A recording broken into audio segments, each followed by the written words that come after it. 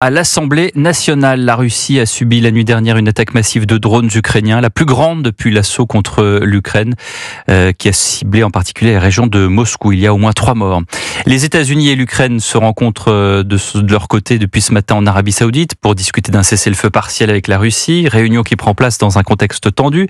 Quelques semaines, on s'en souvient, après ce rendez-vous musclé entre Volodymyr Zelensky et Donald Trump à la Maison-Blanche. Bonsoir Antoine Bienvaux. Bonsoir Pierre, bonsoir à tous. Alors l'objectif aujourd'hui, c'est de trouver des solutions, d'apaiser des tensions et d'essayer de se mettre d'accord pour un arrêt des combats sur le front. Oui, et cette réunion qui se tient depuis 10 heures ce matin à Jeddah, elle vient d'accoucher d'une première annonce. Nous l'apprenons à l'instant. Washington va lever immédiatement la suspension de l'aide à l'Ukraine.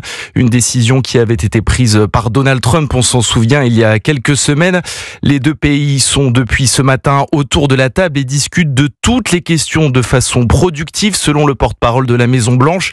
Le chef du bureau présidentiel ukrainien avait redit ce matin être prêt à tout pour parvenir à la paix en Ukraine. Un rétablissement de l'aide américaine, il est donc annoncé à l'instant. Marco Rubio avait dit hier qu'il y avait beaucoup de chances pour que cette mesure soit annoncée. C'est désormais le cas. On rappelle que cette réunion au sommet qui prend place quelques heures seulement après une attaque massive de drones ukrainiens sur la Russie et la région de Moscou. Plus de 337 engins volants ont été interceptés la nuit dernière selon le Kremlin.